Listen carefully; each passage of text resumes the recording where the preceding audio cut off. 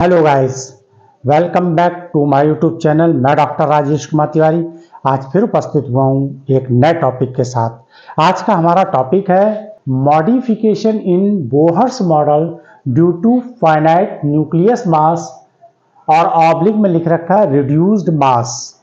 तो रिड्यूस्ड मास का जो फैक्टर आएगा उसको हम बाद में समझेंगे। पहले हम यहाँ पर समझते हैं मॉडिफिकेशन ऑफ बोहर्स मॉडल के बारे में। इससे पहले हम लोग ऑलरेडी बोहर मॉडल पढ़ चुके हैं। बोहर मॉडल के 3 पोस्टुलेट थे। उन्हीं पोस्टुलेट की हेल्प से हम लोगों ने हाइड्रोजन एटम की रेडियस और साथ में हाइड्रोजन एटम में रिवॉल्विंग इलेक्ट्रॉन की एनर्जी और रेडवार कांस्टेंट की वैल्यू निकाली थी।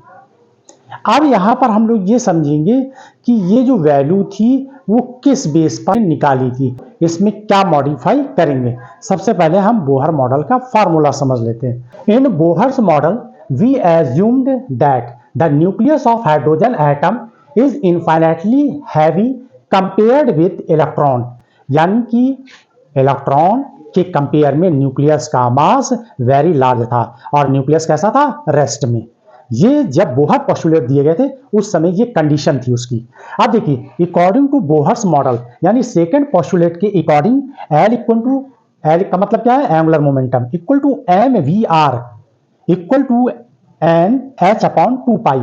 एन क्या है? यहाँ पर इंटीजर नंबर है और एच क्या? प्लांक कांस्टेंट है। इसी के बेस पर हम लोगों ने एनर्जी निकाली थी, और वो एनर्जी क्या थी हाइड्रोजन एटम की? E equal to minus m e की power 4 Z square upon 8 epsilon not square h square n square, ये वैल्यू थी। देखिए यहाँ पर m क्या है? इलेक्ट्रॉन का मास है, लेकिन जब हमने न्यूक्लियस लिया था उसकी वैल्यू कैसी थी? इनफाइनाइट थी। और इसी तरीके से इसी के करस्पॉन्डिंग वेवलेंथ क्या आई थी? 1 upon lambda equal to R Z square bracket के अंदर 1 upon n one square minus 1 upon n two square. और आर की वैल्यू यानी रेडवार कांस्टेंट की वैल्यू क्या थी? R equal to m e की power 4 upon 8 epsilon not square h cube c. तो ये जो वैल्यू जितनी आप देख रहे हैं ये सारी वैल्यू किस कंडीशन पे थी? जब न्यूक्लियस का मास वेरी लार्ज था कंपेयर टू इलेक्ट्रॉन, और न्यूक्लियस कैसा था? रेस्ट में था। अब हम बोहर मॉडल में मॉडिफिकेशन करेंगे।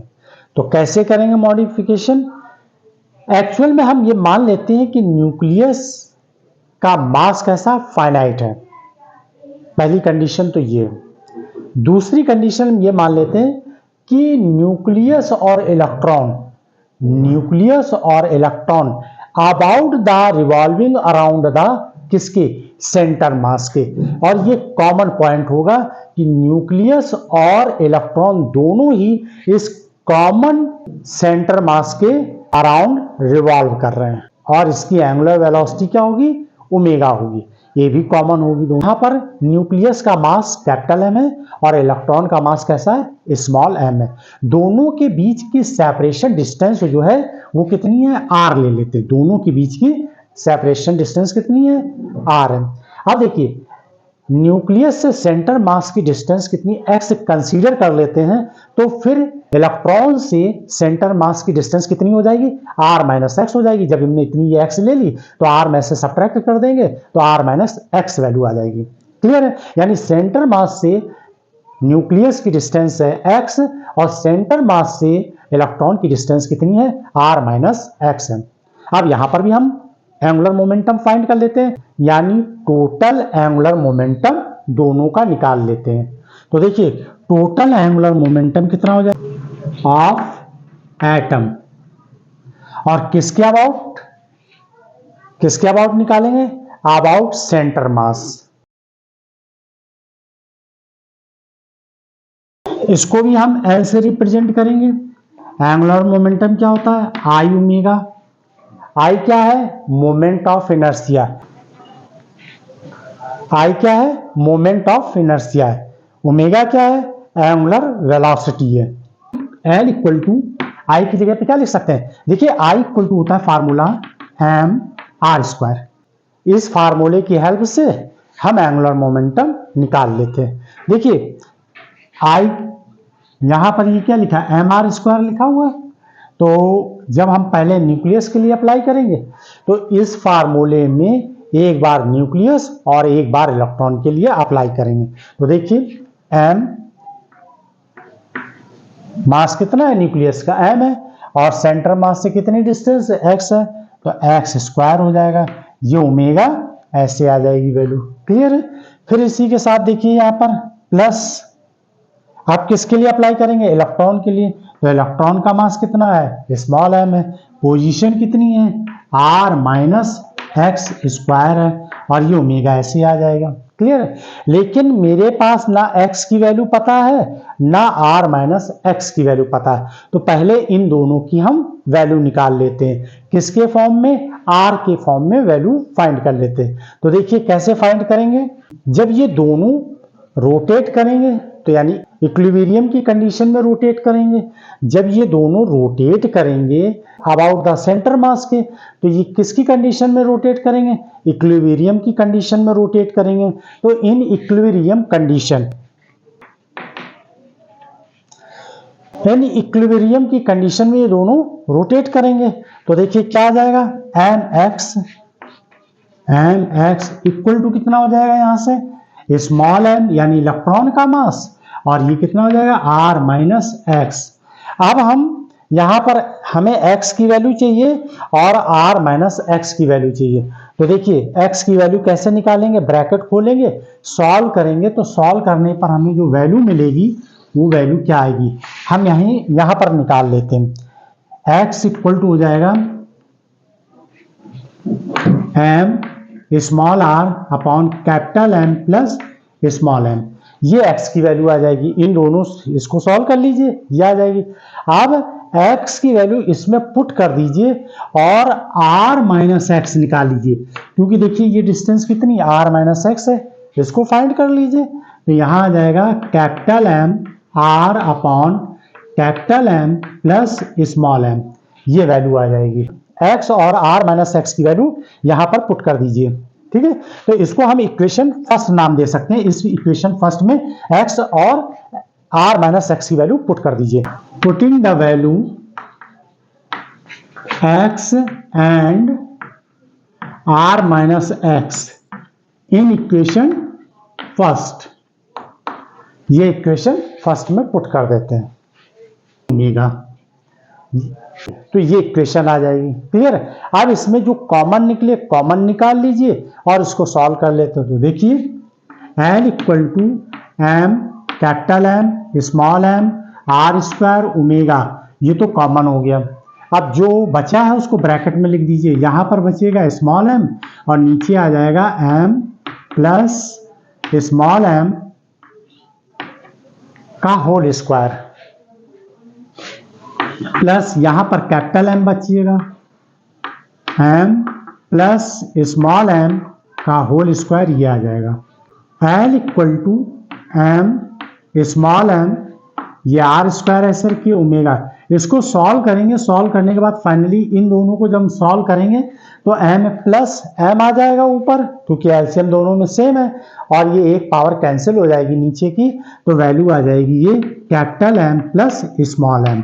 अब देखिए यहाँ पर इंपॉर्टेंट पॉइंट, यहाँ पर हम एक क्लोज बॉक्स बना रहे हैं, इसको हम लिखेंगे रिड्यूस मास, इसको हम किससे रिप्रेजेंट करेंगे, म्यू से, जो कि रिड्यूस्ड मास होगा। देखिए मैंने ऑब्लिक करके लिखा था यहाँ पर रिड्यूस्ड मास, तो ये जो वैल्यू होगी m upon m plus m, ये क्या कहलाएगी, रिड्यूस्ड मास, जिसको हम किससे रिप्रेजेंट करेंगे, म्यू से। तो L equal to mu r square omega, और v इक्वल टू क्या होता है, r ओमेगा, तो यहां पर r ओमेगा की जगह पर क्या लिख देंगे, v लिख देंगे। तो देखिए क्या वैल्यू आ जाएगी, म्यू, इसको ऐसे कर दीजिए पहले, r और r ओमेगा ऐसे कर लीजिए, इसकी जगह पे v लिख दीजिए, तो v r l, ये वैल्यू आ गई, l equal to mu v r। Clear.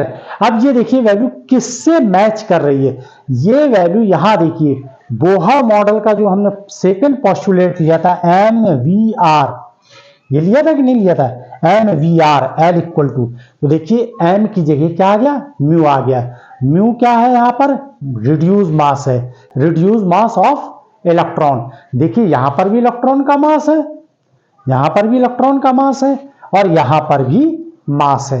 Clear है? यहां m के फॉर्म में मास है और यहां पर क्या है, रिड्यूस फॉर्म में इसका मास रिप्रेजेंट किया गया है। क्लियर है? और n इक्वल टू किसके बराबर होता है, n equal to N H upon 2 pi के। यही तो बोहर मॉडल का सेकंड पोस्टुलेट था कि एंगुलर मोमेंटम इक्वल टू किसके होता है, एन एच अपॉन 2 पाई के।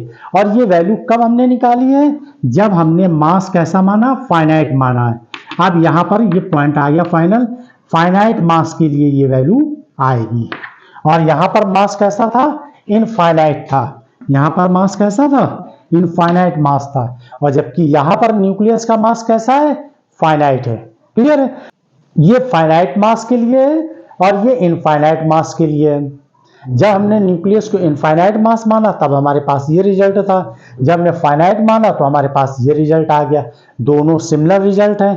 अब इनको हम, जब हमारे पास L बराबर ये वैल्यू है तो इसी के करस्पॉन्डिंग हम एनर्जी निकाल सकते हैं, वेवलेंथ निकाल सकते हैं और रेडवार कांस्टेंट की वैल्यू लिख सकते हैं।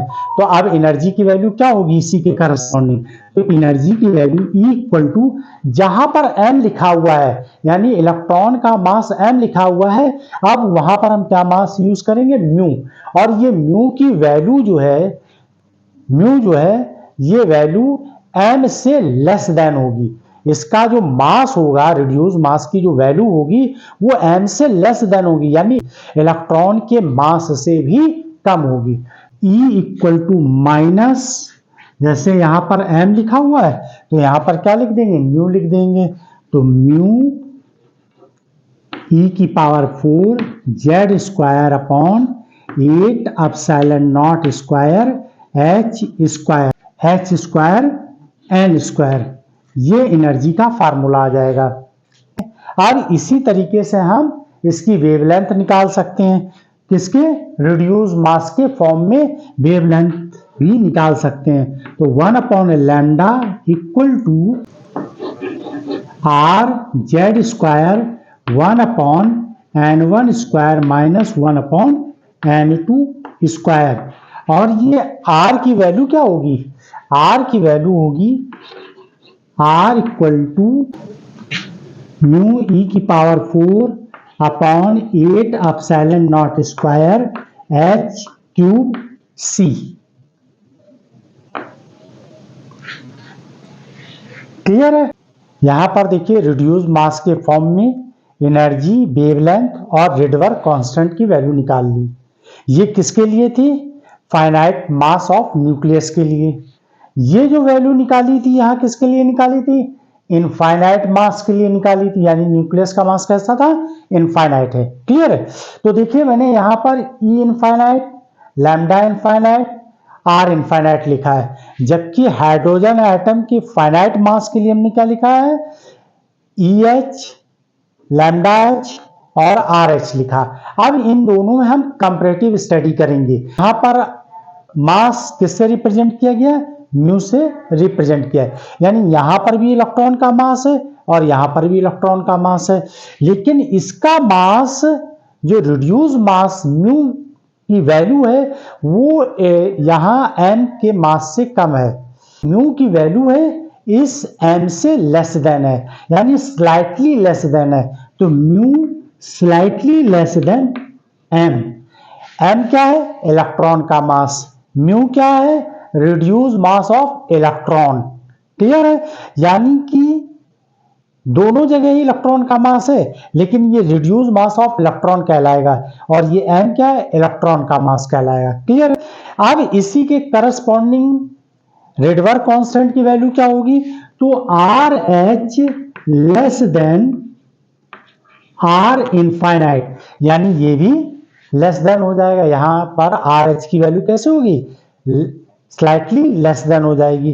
तो वेवलेंथ कैसे हो जाएगी, ग्रेटर देन हो जाएगी। किसकी वेवलेंथ ग्रेटर देन हो जाएगी, इसकी वेवलेंथ, यानी फाइनाइट मास ऑफ न्यूक्लियस की वेवलेंथ ग्रेटर देन हो जाएगी, किससे, इनफाइनाइटली मास ऑफ न्यूक्लियस से। तो यहां पर फाइनली रिजल्ट क्या आ जाएगा, lambda H greater than lambda infinite. यही हमको रिजल्ट फाइंड करना था। तो आई होप क्या आप लोगों को समझ में आया होगा? Thanks for watching my video.